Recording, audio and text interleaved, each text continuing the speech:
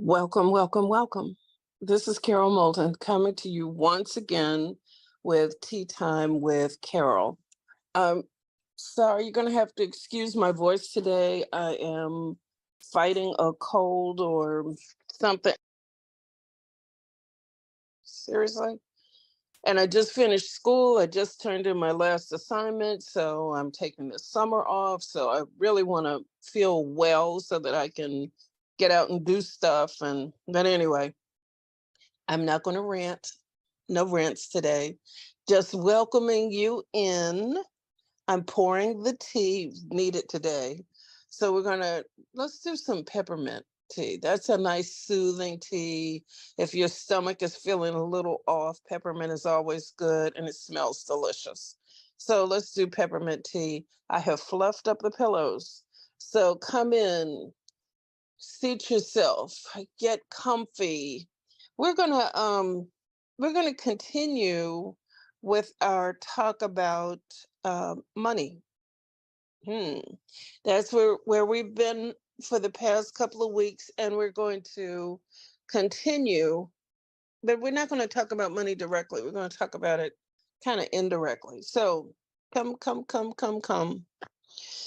How have you been this past week? How have you been doing? I know in this section of the world, it's been rainy for the past couple of days.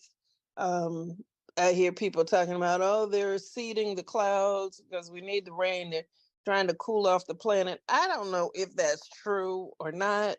I'm not going to go down that rabbit hole, but I know that it's very, very, very green from all the rain, and my tree and my bushes are like looking real crazy because they're like, all the rain is making them grow. But anyway, that's not a complaint. That's not a complaint either. I am not complaining today about anything because I know the Lord is good. And well, let me just share this. We've been talking about money and changing our attitudes about money. And I decided to take my own advice, and try to just be in a different headspace about money. And sometimes that means sort of overcoming some of the limiting beliefs that you may have been raised with. And so I decided to sort of think about things differently. And this week that just ended, people have been calling me, asking me if they can give me money to do a couple of different things for them. And I'm like, yeah. So this week ended with me making a substantial amount of unexpected money just from people, calling and saying, can you do this for me? And they were things that did not require, a whole lot from me, stuff that I didn't have to leave my house to do, but anyway, it was a blessing. It was a blessing. And I know that um a lot of that has to do with my perception of how money is supposed to come to me. And in shifting that opened up a gateway for things to come in differently than I traditionally thought. I was raised with, I wasn't raised by entrepreneurs. I was raised by people who worked 9 to 5 jobs, and no shade. There's not a criticism. And that was important. They worked very, very hard and they supported their families and all of that. But I wasn't taught to think outside of the box, that money could come in any way other than you working a 9 to 5 job. And that's what I was told I needed to prepare myself to do, and I've since learned that money can, when you overcome limiting beliefs, it opens the door, a gateway for things to happen differently than the way you anticipated. But anyway, let me not get ahead of myself. Let's talk about um for a little bit. Not gonna be before you long. I don't like to stay too long. I don't want to overstay my welcome. But we're gonna talk for a little bit about scarcity mindset. And that sort of dovetails with what I've been talking about. When you're raised with limiting beliefs, you at some point actually make a decision that what you've been raised with is true. Sometimes it feels like threatening to challenge that, and it can be as silly as, well, the toilet paper has to be has to be put on this particular way, and any other way is wrong.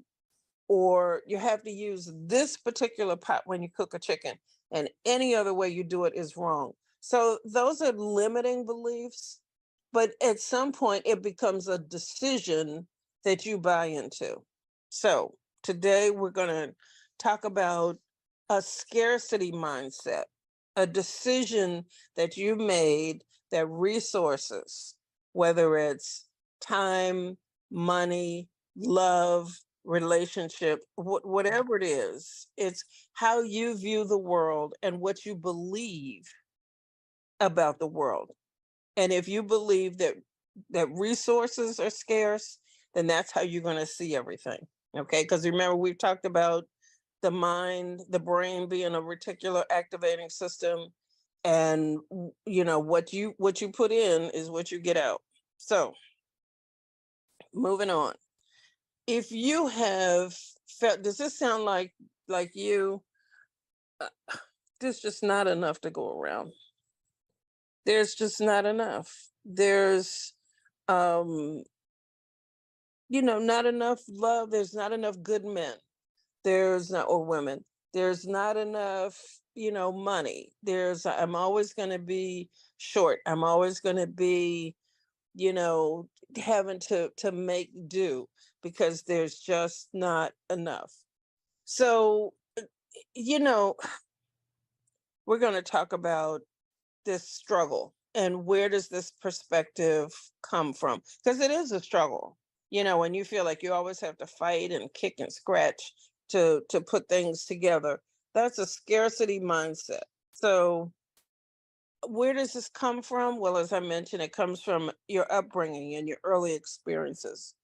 It can be that you grew up with lack, or you grew up with instability in your formative years. You um, grew up with, not enough, or with your parents who grew up that way and instilled that in you because that's how they saw the world.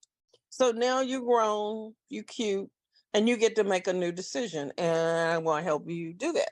So let me talk for a little bit about somebody that I've been working with. Her name is Helen. Of course, that's not her real name. And she came to me asking for help about the scarcity mindset, that she was tired of living like that, and, struggling, and she wanted to make some changes. She no longer wanted scarcity to be her daily reality. So what she told me, and she's given me permission to share this, so I'm not betraying any confidence. But Helen learned early on that resources were limited, and this was belief that, just took hold, grabbed her and took hold. Resources are limited. So it left her with a fear of not having enough, and that was her thing about everything. There's not enough money, there's not enough food. um she grew up seeing the world as a place of limited resources and endless competition. So she felt like she had to compete for a man's attention, for promotions on her job. Everything was a competition to her. So she decided, at some point, this is tiring. This is a bit much. And so she contacted me and asked if I would help her to sort of reframe the way that she saw the world, because she was tired of this. She was tired of feeling like she couldn't take a risk.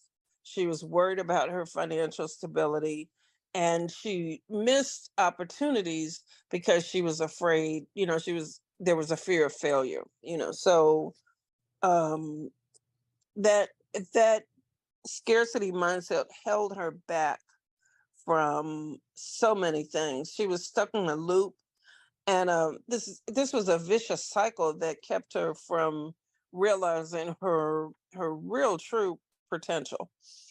So what did we do? We started, and look, this is a journey. This is not like a one-way ticket. This is a progress, a progression. So you're going to, if this is something you're struggling with, don't think that you go to sleep tonight and tomorrow you wake up and ta-da, everything is lovely and wonderful and tulips and unicorns and rainbows and all of that. It's not. No, no. So it's a process. It doesn't have to be hard, it doesn't have to be difficult, but um it is a process. And the first thing you got to do if you want to make a change is just recognizing that you hold limiting beliefs, about resources, or limiting beliefs about whatever it is. But you've got to be willing to do the inside work and, stop with your to-do list and stop with the busy work to, sit with you, pour a cup of tea, get comfy, and just, turn off TV, put the phone down, stop scrolling, and, spend some time with you thinking about, is this you? Are there areas of your life that you feel are limited? So, and then once you realize that you got to make the decision, you want something different. I mean, if you're cool with, always running in circles, you know, I can't convince you otherwise. But if you are looking at it and saying, wait a minute, this is stopping me from growing. This is stopping me from being happy. This is stopping me from doing the things that I really want to do, then maybe it's time to change. So, what happens a lot of times, when we're focused on wanting to make a change, we get tripped up when we spend all of our time on how. I don't know how I'm going to do this. And this has been actually, part of my story. Years ago when I wanted to start making changes in my life, I got stuck. I mean, like, for real, for real.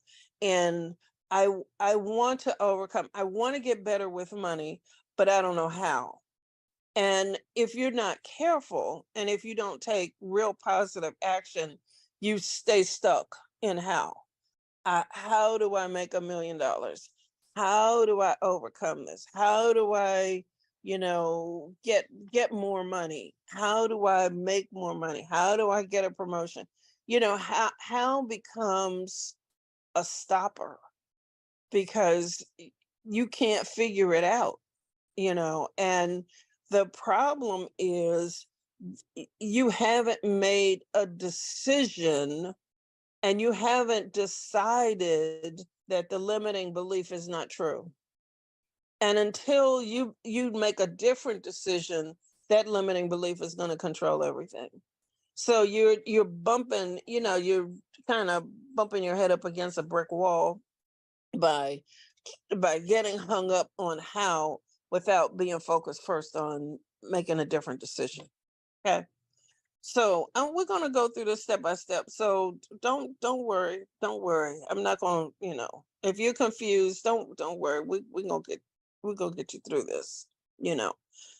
So you can do things. I mean, there are a number of different ways to do this. If you feel like you can't change all at once, you want to process, then you can start by getting a mentor, getting a coach. That's one thing you can do. Somebody who can help you think through things and start to see things differently. You can get there are an infinite number of self-improvement books. You can do that if you want to work through things on your own. You can start meditating on how to make the shift, well, how? Okay, now that was the wrong word to use, but meditating on removing the blockage so you can see something different, and a way to do something different.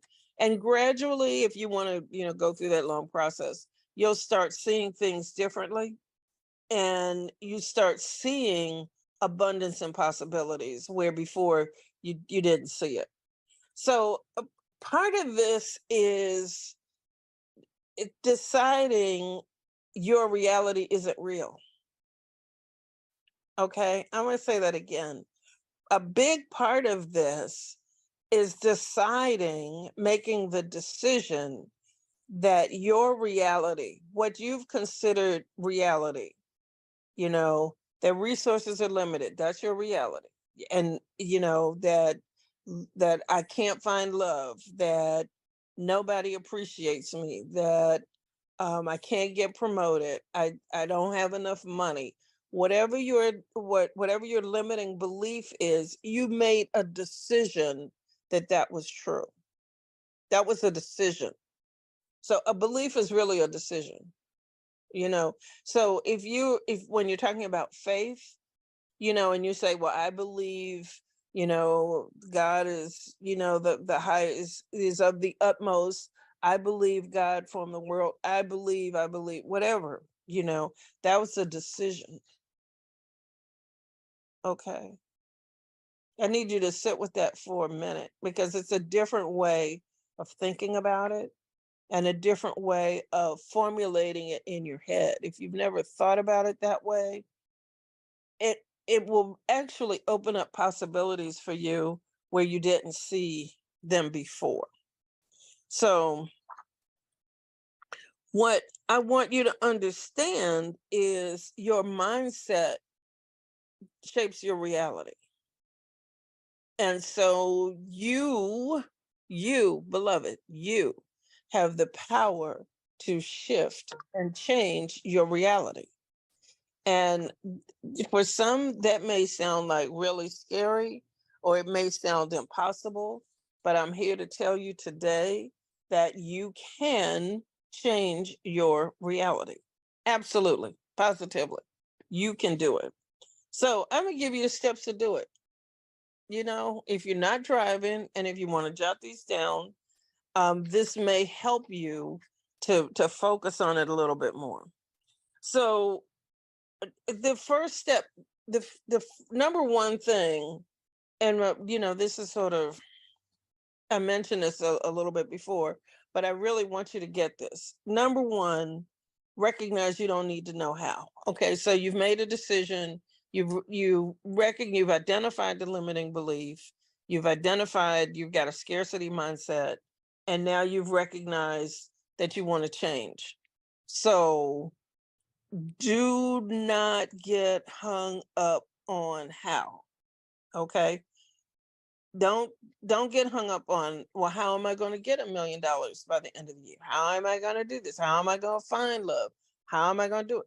That will trip you up. Don't focus. Just recognize that you want to make the change. That's all you need to do right now. Okay. And then recognize that the how is going to come after you make the decision to change. Okay.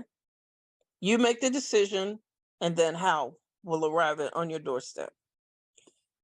And then third, and this one is big, recognize the belief that you currently hold. You have a belief that resources are scarce. All right. But that conflicts with the life that you want, or the future that you want. There's a conflict. And so when there's a conflict, there is no change. So what do we do about this conflict? Well, there are two things you're going to do. One, you're going to make a new decision. And secondly, you're going to look for evidence that supports the new decision. So, okay, so let's stick with scarcity. So you've made a decision, you have a belief, that's a decision, that life is difficult There are not enough resources. You have a mindset of scarcity. All right. And so that decision is in conflict with the life that you want. So let's find, what evidence do you have that your life is not one of scarcity? Well, do you eat every day? Do you have a home? Do you have running water? Do you have clothes in the closet? Do you have food in the pantry? Now, you may not like all the clothes you got, and you may be like, well, I wanted to buy a new wardrobe and I can't afford it. Boo boo. Do you have clothes in your closet? Do you have food in your pantry? Okay. So let's start with just assessing your real reality. Your reality is, aside from, let's put aside the materialism. Do you have what you need to survive this day? So you don't have scarcity. Do you have a job? Do you have a way to make money? Do you have income coming in? Do you have a car? Do you have money for the bus or the subway? Okay, so when you start reframing what you have as evidence that your life is not one of scarcity, and start reframing your life as one of gratitude for what you have already, you can change those patterns in your brain, the patterns that keep you kind of stuck in the same loop. The patterns will change, and the how to increase your income, how to do things, how to attract love into your life, that's gonna happen. That's gonna happen. Don't believe me? Well, Helen has really changed her life. She's got some really marvelous. Maybe I'll have her on sometime to talk about how she has managed to really change things in her life and create and go from limiting beliefs to a life of abundance. So a scarcity mindset is not a life sentence. You're not doomed to that forever and ever. It is possible for I'm talking to you, beloved. It's you. You can lead a life of abundance and fulfillment. What does it require? Well, first of all, it requires self-awareness. You've got to be self-aware. You've got to be able to look without blinking at where you are.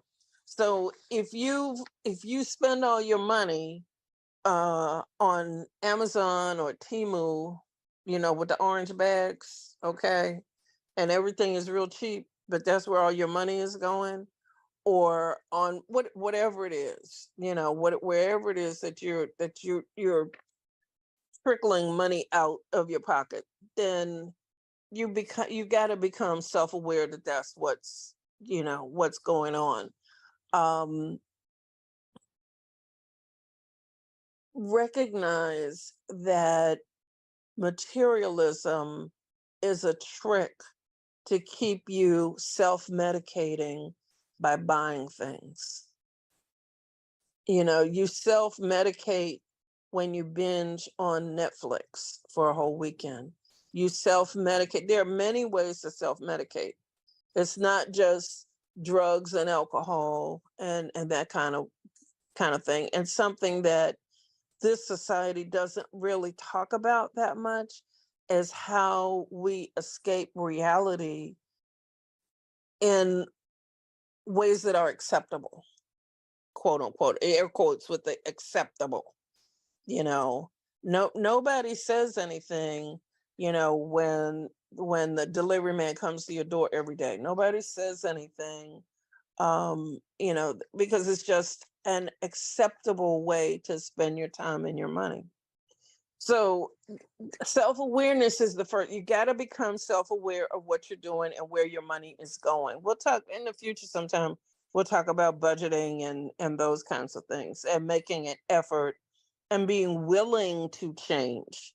But if this is what you want, if you want something different in your life, then transformation is going to be worth it, because you're going to see at the end, um, you're going to see what the end is going to be. You don't have to be sitting in a pile of ashes.